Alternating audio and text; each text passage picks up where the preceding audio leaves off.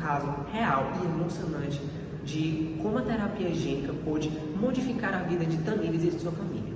Mas antes disso, iremos conversar com a doutora Onara Beltrão, médica geneticista e pesquisadora, para entender os riscos, esperanças e os avanços que a terapia gênica tem na nossa sociedade. Boa tarde, doutora Onara. Boa tarde. Muito obrigada por estar aqui. Eu agradeço o convite.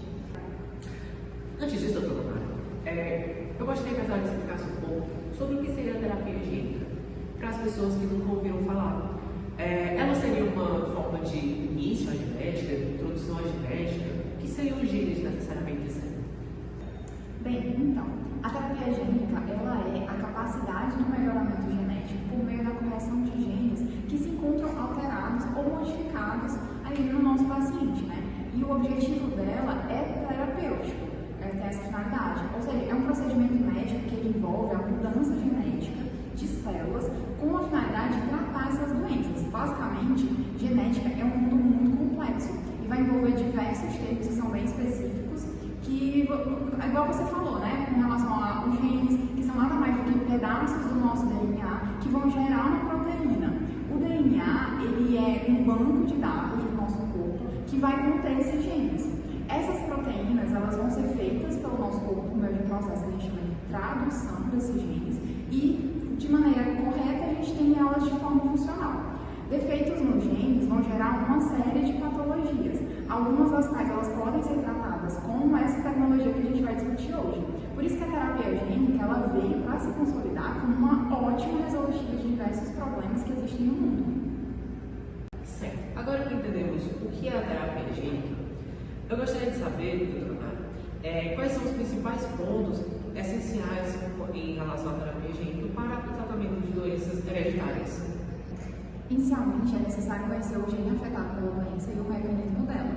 É essencial entender como que a mutação causa o problema para definir se é preciso substituir o gene mutante ou apenas inativá-lo, bem como a gente precisa definir a célula-alvo ideal antes. Depois disso, outro requisito é possuir uma cópia funcional do gene ou um DNA complementar, para garantir que o próximo passo, que seja a inserção com o vetor, aconteça de maneira adequada. Normalmente são usados vírus adeno-associados ou retrovírus. Conhecer a relação risco-benefício e comprovar a eficiência e segurança desse procedimento também é importante, porque a terapia ela tem que oferecer mais benefícios do que riscos. Outros aspectos que têm que ser considerados são a regulação da expressão gênica, já que o nível de expressão dos genes precisa ser cuidadosamente controlado para ser eficaz e seguro. Em alguns casos, por fim, a gente precisa que tenha a aprovação ética e regulatória por comitês e órgãos governamentais.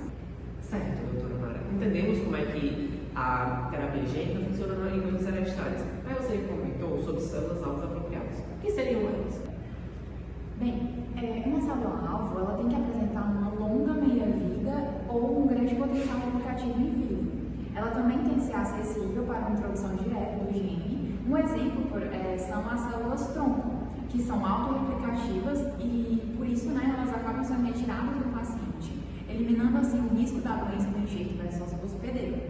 A introdução do gene em células-tronco pode resultar na expressão do gene transferido em uma grande população de células-filhas. Por isso, o interesse é que ela seja com um grande potencial replicativo. No momento, a medula óssea é o único tecido cujas células-tronco têm tido sucesso como receptoras de genes transferidos. Células-tronco de medula óssea geneticamente modificadas têm sido utilizadas para curar duas formas de imunodeficiência severa combinada. É provável que a terapia de transferência gênica em células-tronco sanguíneas também seja eficaz para o tratamento das hemoglobinopatias e doenças de armazenamento, nas quais o transplante de medula óssea tem sido eficaz. Como acontece a transferência de genes, o material genético em si para o organismo? Quais são os métodos utilizados, doutora? Bem, o principal método de inserção, quando a gente quer modificar esses genes, é inserir esses genes dentro da célula humana por meio do incorporamento do material genético desses vírus com o material genético da célula. Esses vetores eles devem ser seguros e facilmente introduzidos no tecido-alvo, apropriado para expressar o gene de interesse para o resto da vida. Os vetores virais eles são divididos basicamente em três classes principais: os derivados de retrovírus, os vírus adeno-associados e os adenovírus. As classes mais utilizadas são os retrovírus. por exemplo, o vírus de RNA simples, que pode se integrar ao genoma do hospedeiro e não são tóxicos para a célula. Além de que somente uma pequena cópia do material vai se integrar, de fato, na célula. A principal limitação dos vetores retrovirais é que a célula-alvo ela tem que necessariamente se dividir para fazer a integração com o vírus do DNA do hospedeiro, limitando a utilização desses vetores em células que não estão se dividindo, como, por exemplo, os neurônios. Por outro lado, os lentivírus, que é uma classe de retrovírus, por exemplo, que o vírus do HIV, são capazes de se integrar com o DNA em células que não estão se dividindo, como os neurônios, seria uma alternativa. Eles apresentam a vantagem de não ter a integração preferencial em qualquer módulo específico, o que reduz as chances de ativação de um oncogene ou grande número de células. Já os vírus adeno-associados, eles não levam a respostas imunológicas fortes, que é uma grande desvantagem que aumenta a longevidade da sua expressão. Além disso, eles infectam as células que estão se dividindo ou não e permanecem de uma forma predominantemente epissômica, que é estável e confere uma expressão em longo prazo do gene transferido. Uma desvantagem é que os vetores de vírus adeno-associados atuais podem acomodar inserções de até 5 kilobytes, somente sendo menores que os utilizados nas células humanas. E o terceiro e último grupo de vetores virais são os adenovírus, que podem acomodar inserções maiores, sendo uma grande quantidade de informação, o que acaba sendo um ponto positivo. Entretanto, além de outras limitações, eles foram associados com um caso de óbito em ensaios de terapia gênica, ou desencadear uma forte resposta imunológica. Então, acabam sendo os piores no quesito de terapia gênica e na expressão de genes. Embora eles carreguem uma grande quantidade de informações, a sua utilização acaba sendo mais restrita ao combate dos cânceres.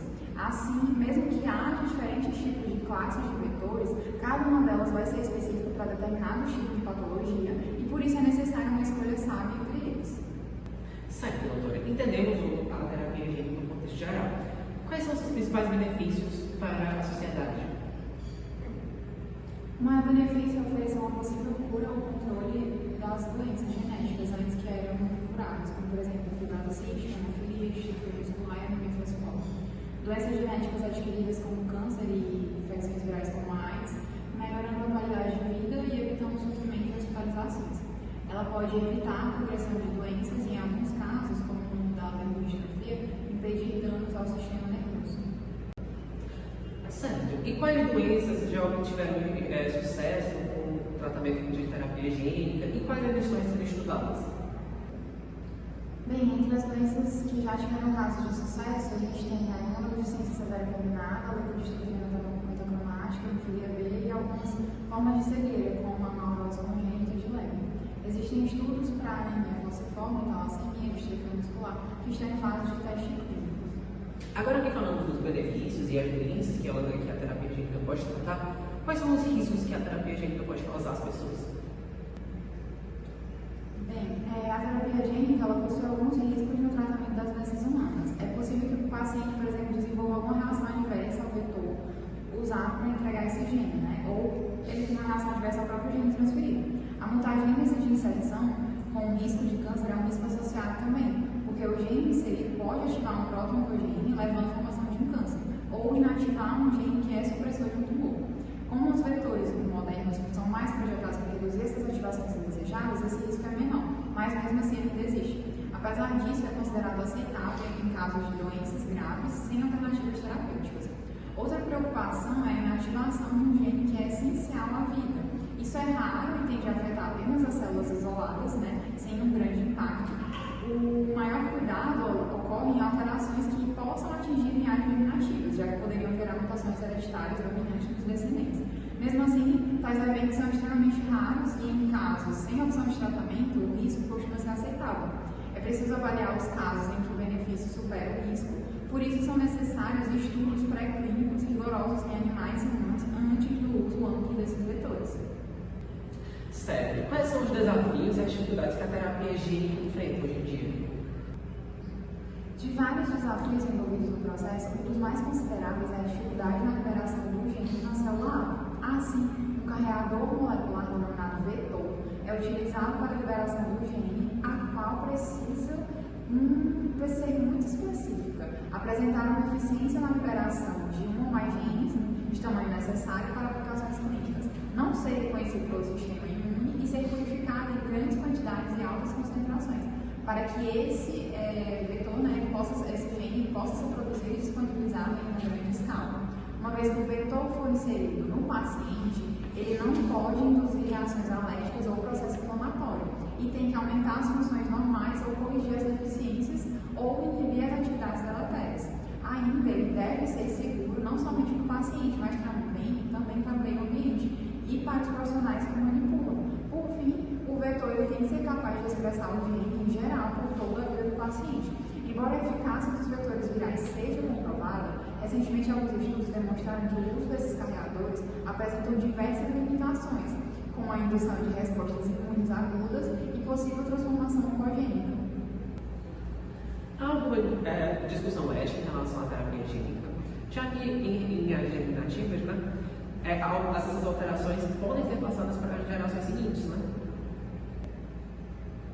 Então, a bioética ela sempre está presente quando novas técnicas são criadas para avaliar os riscos do procedimento e as implicações morais envolvidas. Grande parte da comunidade científica aprova a terapia genética nas células somáticas, principalmente quando se trata de doenças como desordens graves, como a fibrose cística, a distrofia muscular e Duchenne. Porém, a modificação genética de linhagens germinativas, como os espermatozoides e os óvulos, levanta intensas discussões éticas, já que essas alterações serão herdadas pelas próximas gerações. Certo, agora vamos conversar com Ana, mãe de Tamires. No sul do Brasil, a pequena Tamires tornou-se a primeira criança a receber, no sistema de saúde brasileiro, uma terapia gênica revolucionária para tratar leucodistrofia metacromática, uma doença rara e devastadora. Boa tarde, Ana. Conta mais pra gente como vocês receberam o diagnóstico de Tamires. Boa tarde, Felipe. Gostaria de agradecer o convite de estar aqui para falar sobre essa história tão emocionante. Foi um período muito devastador para nós de toda a família. A nossa filha tinha pouquíssimos anos de idade. Ela tinha 3 anos quando foi diagnosticada com leucodistrofia metacromática. A primeira vez que eu escutei esse nome, eu não sabia nem o que significava. Lembro de pedir ao médico para repetir o que era o nome da doença e me explicar. Eu lembro também que isso me afetou bastante quando eu soube que a doença que ela tinha não tinha solução, pelo menos na época em que foi dado o diagnóstico. O caso da minha filha começou quando ela, aos 2 anos, simplesmente não conseguia mais andar nem falar mais palavras básicas, sem ser com dificuldade. Ela andava cambaleando e falava com mamãe e papai, mas com muita dificuldade. Foi aí que resolvemos, eu e meu ex-marido, procurar um médico. O diagnóstico foi dado e foi um período muito conturbado da minha vida, principalmente porque o meu ex-marido me abandonou logo depois do diagnóstico, deixando eu e minha filha travar essa batalha contra essa doença. A gente começou a fazer alguns tratamentos paliativos para amenizar os sofrimentos dela e ela chegou até os 5 anos de idade, a idade máxima que as crianças normalmente chegavam nessa idade. Que linda história de superação, dona Ana. Fico muito feliz que a Tamires esteja bem nos dias atuais. Certo, mas doutora, eu gostaria de entender um pouco melhor sobre como é que essa doença funciona. O que ela causa? A leucodistrofia metacromática é uma doença neurodegenerativa autossômica recessiva, que na forma infantil tardia é geralmente fatal até os 5 anos de idade.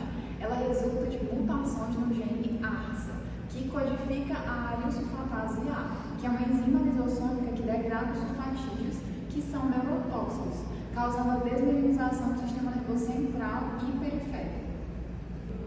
Doutora, casos como esses de Tamires são muito animadores, não é mesmo? Por que a terapia gênica hoje em dia não é amplamente utilizada? Bem, porque envolve tecnologias complexas, custos altíssimos e riscos ainda precisam ser mais bem compreendidos em estudos de longo prazo. Além disso, cada doença exige um tipo específico de vetor e de abordagem, o que torna o desenvolvimento lento. Isso é uma medicina de precisão. Então, tratamento sob medida pensado para o defeito genético específico daquela pessoa.